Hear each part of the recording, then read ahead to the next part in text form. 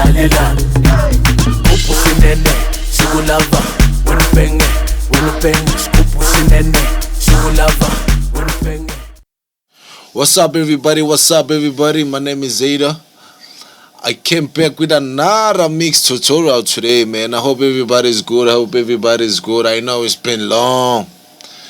It's been long since I dropped this tutorial, so I just want to welcome you all to this PELE-PELE production channel. So I want to introduce you guys to the mixing and mastering when it comes to Amapiano songs, because many of the people have been asking me, Zeta, how do you handle your mix when it comes to Amapiano soulful songs? So I want to let you guys know my secret today. I'm just going to come out clean and be transparent. So I'm using my Studio One. As you guys know, that is my jaw when I mix and master the music. So yeah, man, let's get to the business. Before we start on further, I just want us to listen to the song, listen to the song, get the feel, of what I've achieved on the song, and then we're going to talk a lot about everything on the song. We're going to talk about routing, the passes that I have for the vocals, the drums, as well as the music. We're going to talk a lot about the effect, the type of reverbs that I use, type of delays, and most of the time when I mix this type of music, because it's a music that is usually plays, at the club, so you gotta do a lot of automation, you don't have to let your mic be static, you just gotta make the song to change. After 1 minute the song gotta sound different, after 2 minutes the song gotta sound different. So that's what makes the song become interesting and catch the vibe, you understand? So we're gonna be dealing with a lot of that today, and I hope you guys are gonna be patient with me. It's been long, my family, and I love you so much. So we're just gonna dive into the song and hear what I've accomplished. So let's just we're just going to listen to the chorus and maybe the verse, and then we're going to talk a lot about how I mix the vocal, how I mix the drums, how I mix the music. Because this session was taken from a Fruity Loop session, so we didn't produce the song here. What we did here, they just exported the sounds, the stems, and then I brought all the sounds here so that we're going to, mix and master them professionally. So let's listen to the song, guys.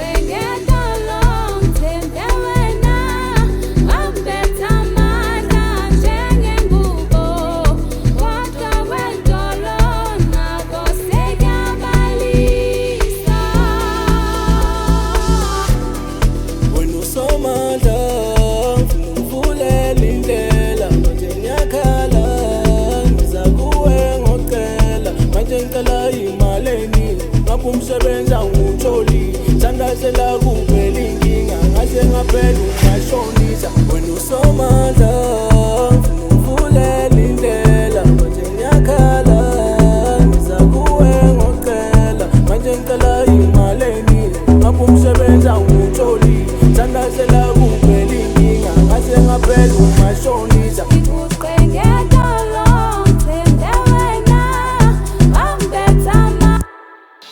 Yeah, so that was a song. That was a song. It's a song by PELE-PELE featuring me. The title of the song is Umdali. So we worked on the song. It's a very nice song. I really love the girl's vocal, you know. So let's jump onto it, guys. The first thing that I did on the song, obviously, I received the stems from Fruity Loops. You know, the producer gave me the stems, and you know when you mix a song, you don't have to mix a song like you crazy. You gotta mix a song like you know how to do it. So first thing first that I did, I wanted to route everything. You know, the drums to be in a specific bus, as you guys can see here. The drums, the vocals, the music, as well as my effect. You know, because most of the time when I put a reverb or I put a delay, I want to control what I do with that reverb. So I always pass them into a specific bus, all of my effects, so that I know when I control them, they always sound consistent throughout the song. So I have my drums here, as you can see, I color them with yellow. Another thing when it comes to mixing these type of songs, because they come with a lot of files, I don't want to lie, guys, this type of song comes with a lot of files. So you just have to know how to color code them and put them in folders like I did here, and be neat, you know. Be neat, be clean, man. Your session doesn't have to look like an amateur producer, so you need to make sure that your sound are clean and you know how to see your session. Because when I look at here, I know that when I see yellow, these are my drums, you know. So I just focus on this yellow, I know that I'm working on my drums. But when the color starts to change, it comes to purple, I know, okay, these are my vocals. So that's one essential thing to get the mix correct, you know. Just be fast, because most of the time you're working with time. When you're mixing, you're working with time. So you need to be efficient, you know. Make sure that the time that you spend on mixing, you're just doing the changes that are need to be done. Because most of the people, they waste time just browsing through the project without noticing what is what. Somebody's gonna be searching for a kick, but he forgets what the color of the kick or where he put the kick. So it's mostly nice when you just color correct everything. So let's start with the drums first, because you know when I mix a song, I start mixing the drums, and then when my drums are sounding perfect, I mix the vocals with the drums, and then that's when I come with the music. I feel like that works for me pretty well. And with the drums, I start with the most basic thing, like the kick. This one here.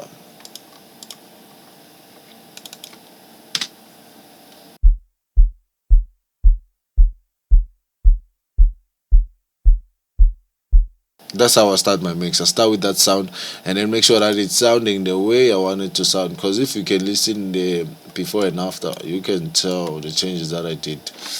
Let's listen to it again.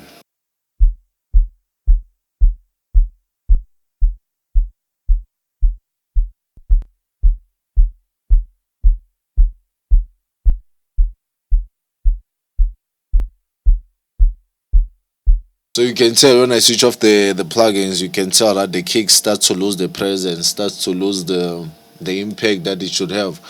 So when I was mixing, I was making sure that the kick, obviously it's a Amapiano song, the kick doesn't have to come as hard as it usually does, you know, on the hip hop songs as well as the Afro-pop songs. But it's a Amapiano sound. The kick used to usually, you know, build the structure and be subtle, you know. So that's what I wanted on the song. Be subtle, but at the same time we wanna feel the kick, obviously.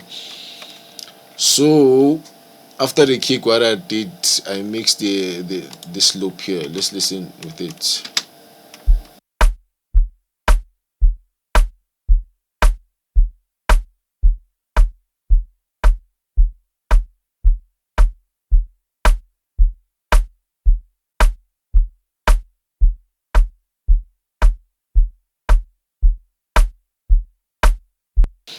You understand? Because that's how the rhythm goes with the song. It's like go, ka, go, ka. So I wanted that rhythm to be in your face and know that okay, this is how the song sound like. And then I routed all of my drums to a specific drum, as I said. Specific drum bass, here it is. And on my drum bass, you know what I did? I just needed a saturation, something that's gonna make my drums blend together. You know, make my drums blend together. And I like this plugin so much. The SSL Native X Saturation Vision 6. I love this plugin. I love it so much. I can put this plugin on everything, on every pass, the music pass, the vocal pass, as well as the drum pass, because it's that good, you know. Especially this knob here, the harmonic knob here is so nice, because you can change how you want the song to sound, like the harmonics that you want to bring on the song. So it's very nice. And what I also love about this plugin, because sometimes you can put it in a channel that is very hot, like the drums usually comes out so hot, you know. They comes out so hot, like the kick, your snare, your bass, everything can make your drum bass to sound like it's clipping, you know. So when you put this plugin on, it's gonna accentuate some of the things that you don't want it to accentuate.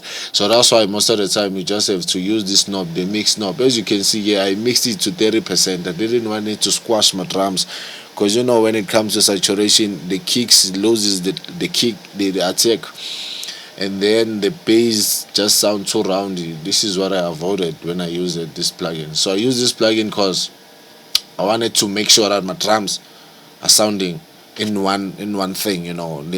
I know the snare is gonna sound different, I know the hi-hat is gonna sound different, but I want them to sound like they're in one thing, man. I don't know how to put it, but you know guys, if you're an engineer, what I'm trying to say, it's not a compressor, but I want it to sound like they're in one thing.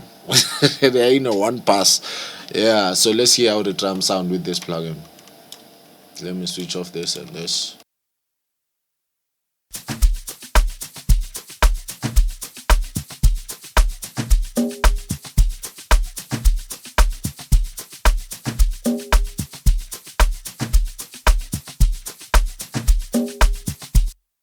I can open up the mix knob so that you guys hear the effect that this plugin brings, because I know most of you guys cannot hear what I hear, you know, because it was a subtle thing. I didn't want it to be, because you know when you're mixing the passes, you don't want to do something, the drastic changes that are gonna affect the way you're gonna mix your individual sounds and your individual, you know, things. So you just wanna do subtle things that are just gonna shape the overall sound of the drum. So this is what I wanted here. Let's listen to this plugin again.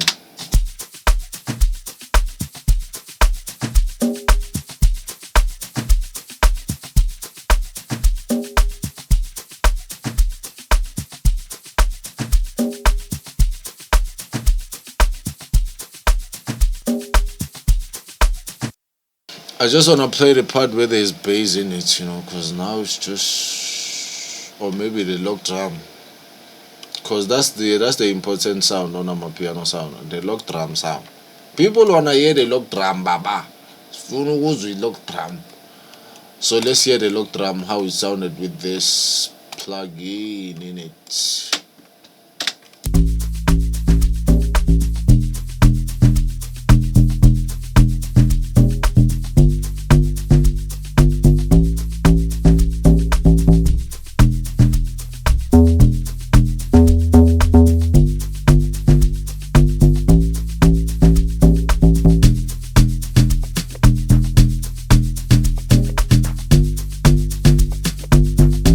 You guys can tell that plugin just made sure that everything is nice, cohesive, you know, everything is in a mix. So I really love this plugin, especially on my drums, you know. And then what followed was this ozone dynamic processor, ozone 10 dynamics. So in this plugin, what I wanted to achieve was to, because the hi-hat as well as the snare were giving me too much of that high energy, you know, that high end was just coming too much. So I wanted to control it by using this dynamics, you know, because this is a plugin meant for mastering, guys. If you don't know, Ozone, it's a very nice company when it comes to mastering a song. So in this past thing, as I said before that, I wanted to do minor changes. So I know that with this dynamics, it's not the multi-band compressor that you know from Fairfilter that's gonna make sure that it compress the band that you want so much. This thing was made and designated to do minor changes. So that's why I put it on the drum bass, because I wanted to do a little bit of carving, man, you know, here and there, just kapalap on alap. I didn't want to do major changes on the sound. So let's hear what I did.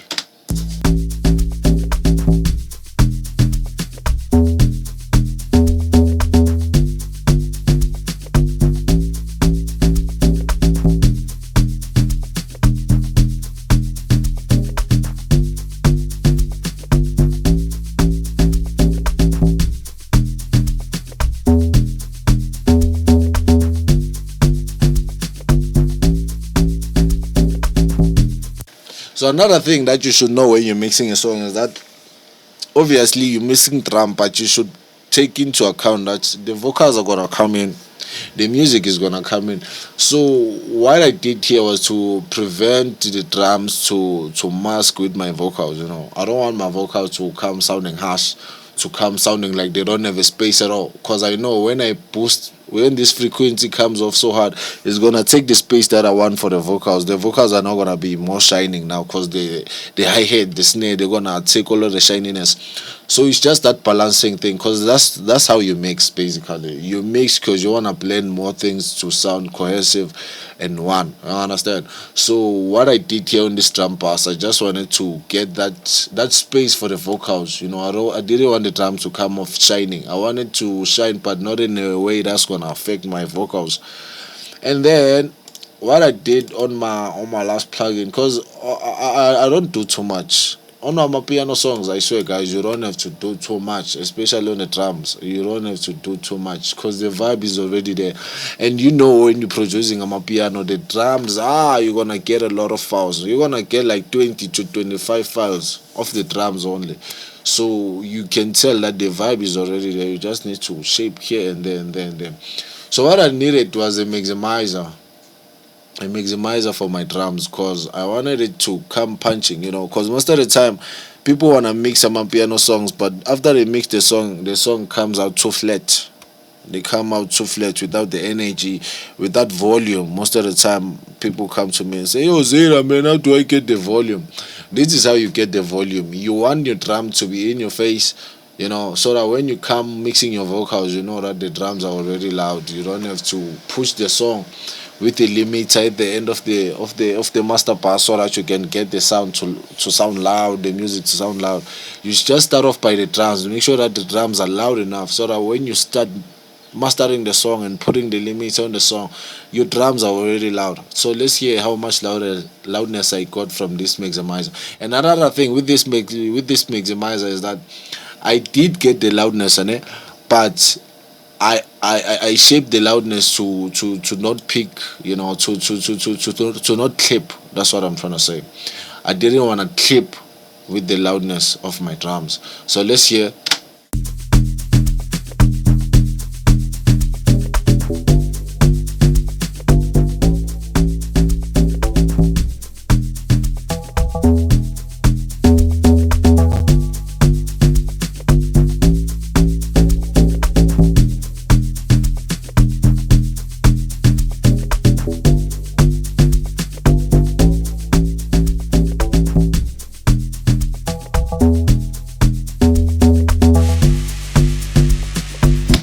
So just by that you can tell the volume is now in your face.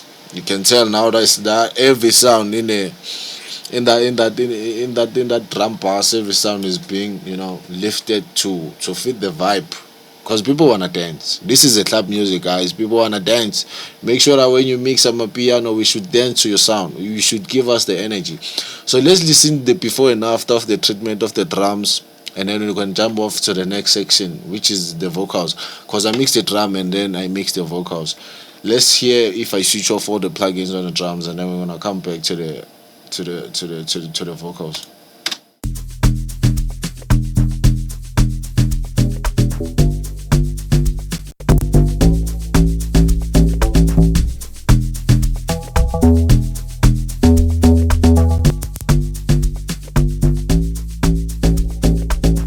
Sorry about that thing. When I on and off, I think there's a clip that's sounding, but you guys get it different. The drums are now having energy. They give me the vibe that I wanna hear.